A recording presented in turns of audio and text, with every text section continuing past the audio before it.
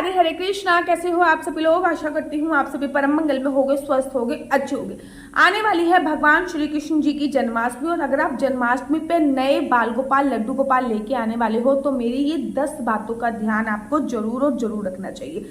अगर आप जन्माष्टमी पे, ऐसा नहीं है केवल आप खेलने के पर्पज से एक खिलौना लेके आ गए, जन्माष्टमी पे केवल पूजा अर्चना वंदना करी, बाकी पूरे दिन वो ऐसे ही रह रहे हैं, ना उनको भोग लग रहा है ना कुछ लग रहा है। अगर इस पर्पज से लेके आ रहे हो तो मैं आपको स्टॉप कर दूंगी। किसी भी मंदिर में जाके पूजा अर्चना वंदना कर लीजिए, या फिर जिसके घर पे बाल गोपाल लड्डू गोपाल हो वहां पे जाके पूजा अर्चना वंदना कर लीजिए। केवल खिलौने के पर्पज से या फिर जन्माष्टमी से रिलेटेड कि जन्माष्टमी पर ही लेके आएंगे और पूजा अर्चना वंदना फिर नहीं करेंगे तो कृपया करके मत लेके आइए।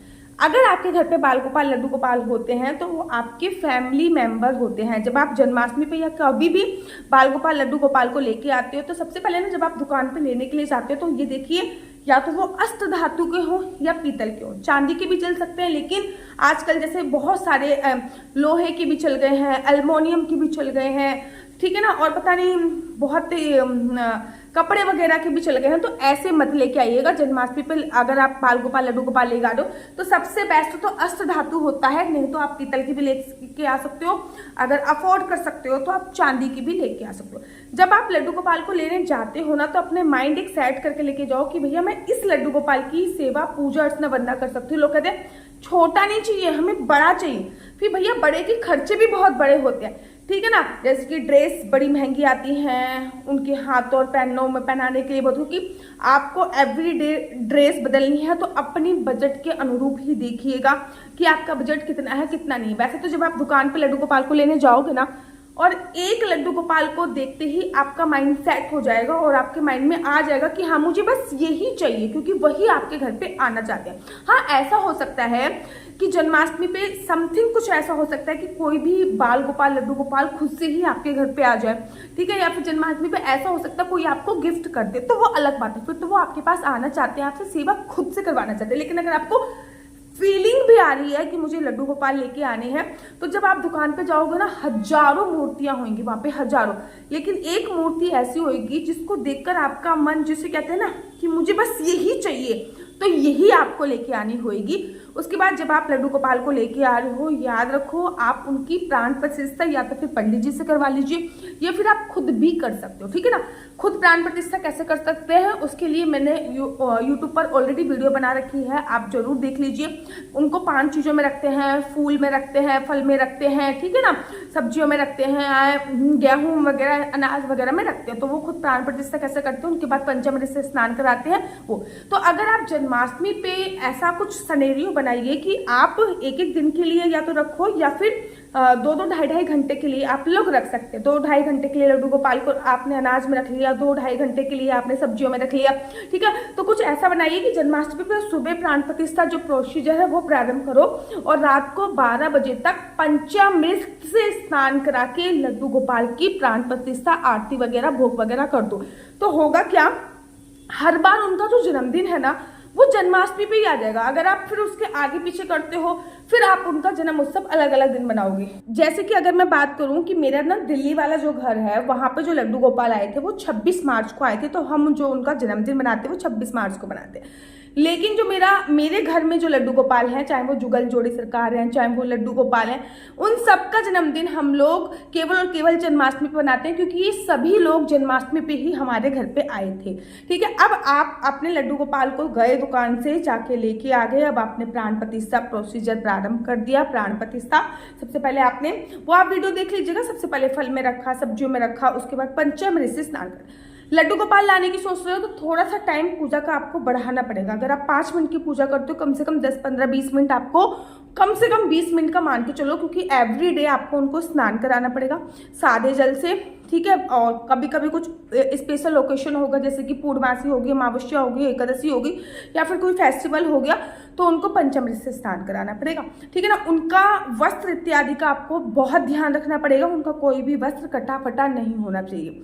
लड्डू गोपाल को वैसे तो 7 बार भोग लगता है, लेकिन ऑब्वियसली बात है कि हम लोग गृहस्थ जीवन में है, 7 बार भोग नहीं लगा सकते, तो 3 बार प्रॉपर खाने का भोग, 2 बार दूध और माखन मिश्री का भोग जरूर लगता है। लड्डू गोपाल को एवरीडे उठाया जाता है और एवरीडे सुलाया जाता है। उठाने के लिए सबसे पहले 3 ताली बजाते हो, लाला उठ जाओ।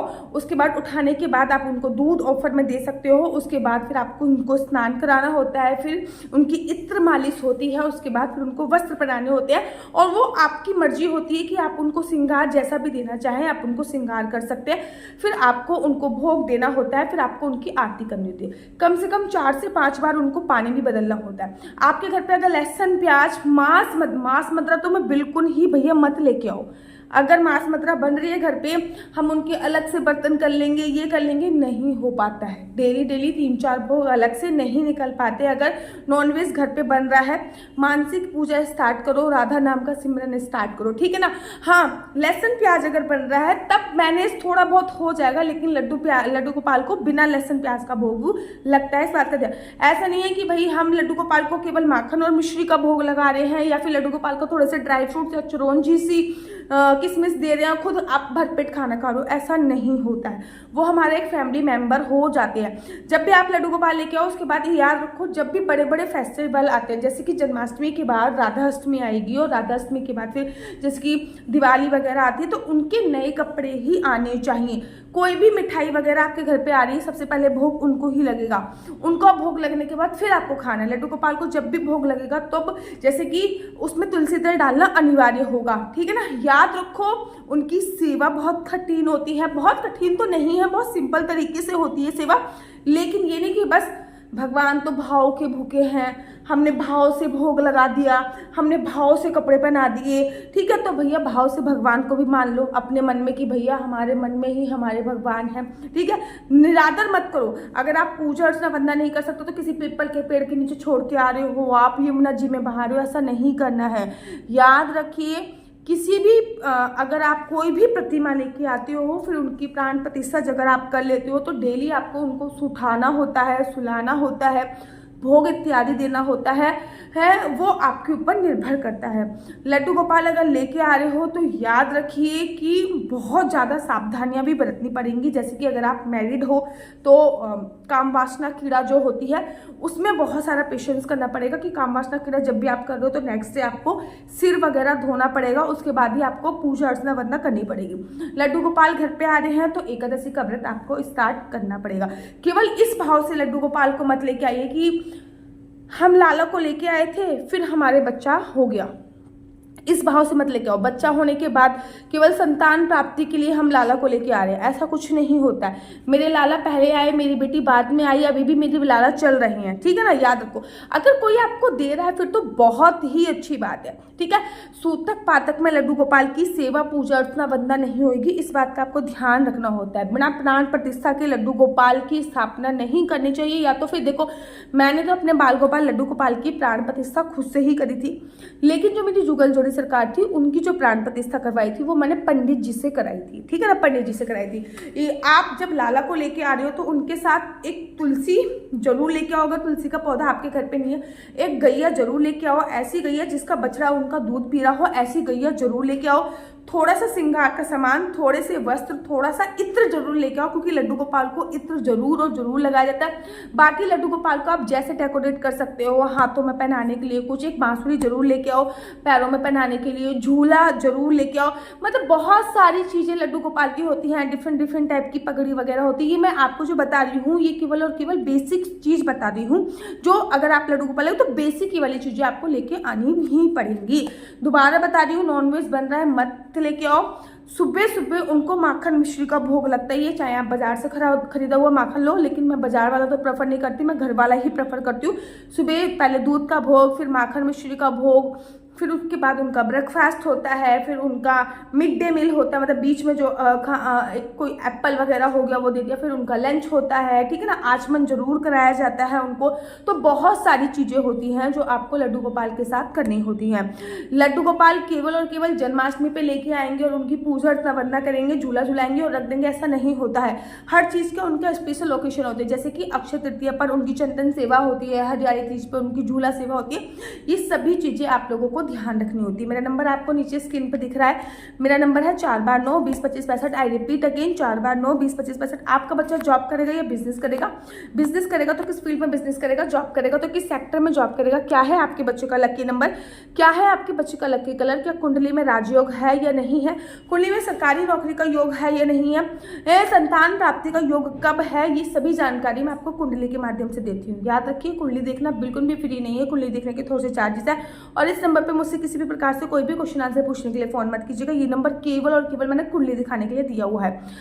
राधे राधे, हरे कृष्णा। तो राधा अष्टमी का स्पेशल पैकेज आ चुका है और इस पैकेज का नाम है ललिता सखी पैकेज। तो इस पैकेज में सबसे पहले आप लोगों को एक ललिता सखी मिल रही है, जो कि राधा रानी की प्रिय सखी थी, जिनको ललिता सखी के नाम से संबोधित किया जाता है। तो ये है ललिता सखी, जो कि बहुत ही सुंदर है। इस पैकेज में आपको ललिता सखी मिल रही है, साथ ही के साथ इत्र आपको इस पैकेज में मिल रहा है। इस पैकेज में आपके लड्डू गोपाल के गोपी ड्रेस मिल रही है, लड्डू गोपाल की 2 पैंटी मिल रही है, लड्डू गोपाल का नाइट सूट मिल रहा है, लड्डू गोपाल के लिए आप लोगों को मिल रही है असली तुलसी की माला, लड्डू गोपाल के लिए आप लोगों को मिल रही है वैजंती माला, लड्डू गोपाल के लिए आप लोगों को मिल रही है चंदन माला, लड्डू गोपाल की 2 पैंटी, पैरों में पहनाने के लिए और हाथों में पहनाने के लिए 4 चूड़ियां आपको मिल रही है। साथ ही के साथ माता रानी का श्रृंगार करने के लिए गोंद भी मिल रहा है, जैसे कि राधा रानी भगवान श्री कृष्ण जी का श्रृंगार गोंद से किया जाता है।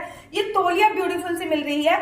इसमें आप देखोगे कि लड्डू गोपाल ऊपर ये आपके नहा रहे हैं, साथ ही साथ पीछे है ये बहुत सुंदर सी तौलिया और ये है एक छोटा सा रुमाल। ये पूरा पैकेज केवल 580 रुपए का है। जल्दी से जल्दी ऑर्डर कर दीजिए, फ्री डिलीवरी के साथ है। केवल 580 रुपए का लिमिटेड स्टॉक है।